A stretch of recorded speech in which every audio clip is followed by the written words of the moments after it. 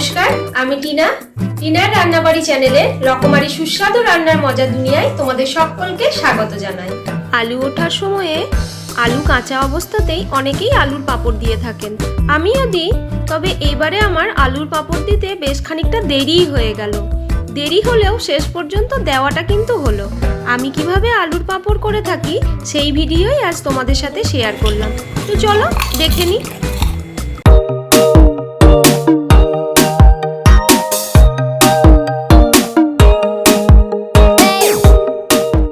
আলু ওঠার সময়ে মামার বাড়ি থেকে এক বস্তা আমাকে আলু প্রত্যেক বছরই দেয়।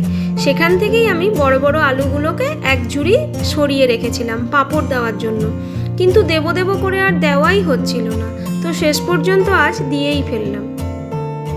একসাথে তো এত আলুর পাঁপড় দেওয়া সম্ভব নয়, তাই অল্প অল্প করেই আমি প্রত্যেক বছরই দিয়ে থাকি।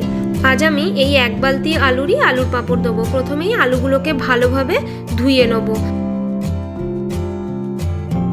এবার প্রত্যেকটা আলুর খোসাগুলোকে এক এক করে ছাড়িয়ে বাটিতে রেখে দেব। আজ কিন্তু খুব কড়াভাবে রোদ করেছে, হাওয়াটাও দিচ্ছে বেশ। এত রোদে আলুর পাঁপড়গুলো ছাদে না দিয়ে ভাবলাম বারান্দাতেই দিই। হাওয়াতে পাঁপড়গুলো উড়েও যাবে না, আর বারবার আমাকে ছাদে গিয়ে দেখতেও হবে না। আমার বারান্দায় ওই 12টা সাড়ে 12টা নাগাদ বেশ ভালোই রোদ এসে যায়। 2-3 দিনে বেশ ভালোভাবেই পাঁপড়গুলো শুকিয়ে যাবে। তোমাদের সাথে কথা বলতে বলতে সব আলুগুলোরই আমার খোসা ছাড়ানো হয়ে গেছে।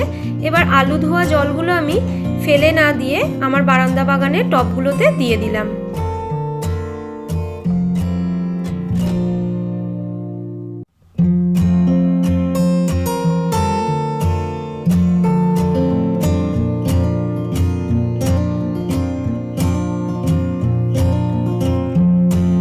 এই খোসা ছাড়ানো আলুগুলো আমি 2-3 বার জল পাল্টে পাল্টে ধুয়ে নিয়েছিলাম, আলুগুলো যেন কোনোভাবেই কালো হয়ে না যায়। ওই কাঁচের বাটিটাতেও আমি এক বাটি জল দিয়ে দিলাম। আলুগুলো স্লাইস করার সময়ে ওই কাঁচের বাটিতেই রাখবো। স্লাইস আলুগুলো কাটার পরে ডাইরেক্ট জলে না ফেললে আলুগুলো কিন্তু সবই কালো হয়ে যাবে। পাঁপড় ভাজার সময়ে পাঁপড়গুলোও কালো হয়ে যাবে, দেখতে কিন্তু একদমই ভালো লাগবে না। এই আলু কাটার মেশিনটা যারা ব্যবহার করবে তারা কিন্তু খুব সাবধানে ব্যবহার করবে। আলুগুলো স্লাইস করার সময়ে আমার হাত কিন্তু অনেক জায়গাতেই কেটে গেছে। এই মেশিনটা দিয়ে কাটার ফলে আলুতে কিন্তু একটা টেক্সচার এসছে, দেখতেও ভালো লাগছে। আলুগুলো সব কাটা হয়ে গেছে, এবারে গ্যাসটা জ্বালিয়ে নেবো। দেখো আজ কিন্তু ভীষণই হাওয়া দিচ্ছে, এখানে একদমই গ্যাস জ্বলছে না, নিভে যাচ্ছে বারবার। সেই জন্য গ্যাসটা আমি নিচে নামিয়ে নিলাম। গ্যাসটা জ্বালিয়ে আমি এর ওপর একটা বড় মতো ডেকচি বসিয়ে নিলাম। ডেকচিতে এবারে হাফ ডেকচি মতো জল দিয়ে নেব গরম হওয়ার জন্য। গ্যাসের ফ্লেমটা হাই করে জলটা গরম করে নেব। জলটা গরম হয়ে এলে এর মধ্যে 2 চামচ নুন দিয়ে দেব। আলুর পাঁপড়গুলো সেদ্ধ হওয়ার সময় যাতে আলুর মধ্যে নুনটা ভালোভাবে ঢুকে যায়, সেই জন্যই এই সময়ে নুন দেওয়া। জলটা প্রায় 50% মতো গরম হয়ে গেছে। এবারে সব আলুর পাঁপড়গুলো আমি এর মধ্যে দিয়ে দিলাম। জলটা আমার একটু কম মনে হচ্ছিল, সেই জন্য আরও একটু জল দিয়ে ভালোভাবে নাড়িয়ে ঢাকনা দিয়ে 10 মিনিটের জন্য হতে দেবো। 10 মিনিট পর ঢাকনাটা খুলে ভালোভাবে আরও একবার নাড়িয়ে নিলাম। এবার কয়েকটা আলু হাত দিয়ে টিপে দেখে নিলাম আলুগুলো মোটামুটি সেদ্ধ হয়েছে কিনা। খুব বেশি সেদ্ধ করা যাবে না, তাহলে আলুর পাঁপড়গুলো সব ভেঙে ভেঙে যাবে, গোটা একটাও থাকবে না। আমার দেখে মনে হলো মোটামুটি 50% মতো সেদ্ধ হয়েছে। আরও আমি 5 থেকে 7 মিনিট মতো ঢাকনা দিয়ে রেখেছিলাম। তারপর আমি একটা ছাঁকনির সাহায্যে এই ফুটো থালাটাতে প্রত্যেকটা আলু আমি এভাবে তুলে নেব। ফুটো থালায় আলুর পাঁপড়গুলো তুললে এক্সেস জলটা ফুটো থালা দিয়ে বেরিয়ে যাবে। এই যে আমার বেটু এতক্ষণ টিভি দেখছিল, এসব দেখে শুনে চলে এসছে, বলছে মা আমি তোমায় হেল্প করব। আমি যে কোনো কাজই করি না কেন ও কিন্তু এই কথাটা বলে, মা আমি তোমায় হেল্প করে দিয়ে দাও। আমি আলুর পাঁপড়গুলো অর্ধেকটা তুলেছিলাম, বাকি অর্ধেকটা কিন্তু ওই তুলেছে। সব পাঁপড়গুলো জল থেকে তোলার পর আমি একবার সবশেষে দেখে নিলাম যে জলে আর কোনো পাঁপড় পড়ে রয়েছে কিনা। এ দেখো এদিকে পুচকিটাও চলে এসছে, ও জল ঘাটতে শুরু করে দিয়েছে। পাঁপড়গুলো যখন সব তোলা হয়ে গেছে, চলো তাহলে চটপট ওদিকের বারান্দায় পাঁপড়গুলো রোদে দিয়ে দিই। এদিকে আমার বেটুও চলে এসছে, বলছে মা আমি এদিকটা পুরোটাই কিন্তু আমি দেবো। আমার বেটু কিন্তু প্রত্যেকটা পাঁপড় খুব ধৈর্য ধরে একটা একটা করে রোদে দিয়েছিল, তোমরা দেখতেই পাচ্ছ। এইসব কাজ করতে কিন্তু ও খুব ভালোবাসে। আর মাঝে মাঝে পুচকিটা একবার করে উঁকি দিচ্ছে, দেখছি এরা এগুলো কি করছে, আমি কতক্ষণে আলুগুলো একটু চটকাবো। আমরা মা বেটা মিলে সব পাঁপড়গুলো এক এক করে রোদে দিয়ে দিলাম। এই বারান্দায় মোটামুটি 12টা সাড়ে 12টা নাগাদ খুব রোদ চলে আসে, সেজন্যই আর ছাদে গেলাম না। আর আজকে প্রচণ্ড হাওয়া দিচ্ছে, পাঁপড়গুলো পুরো ধুলো হয়ে যাবে।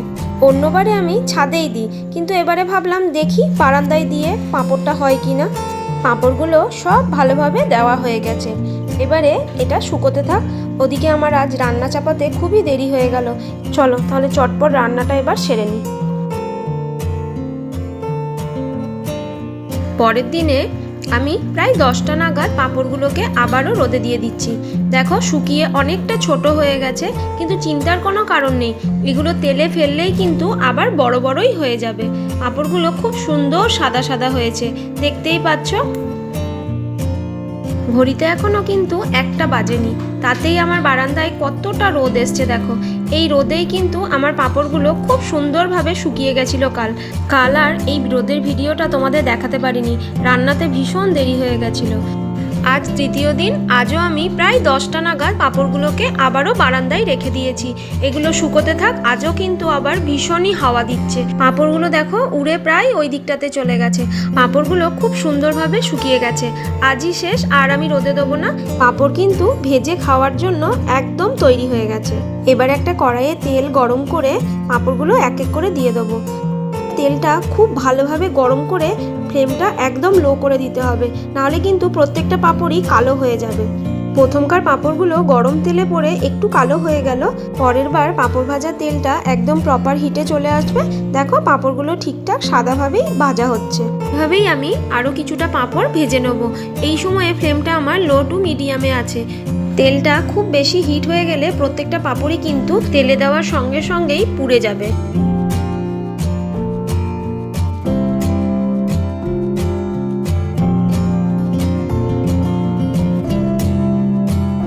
প্রত্যেকটা পাঁপড়ই আমি লো ফ্লেমে ভেজে নিলাম।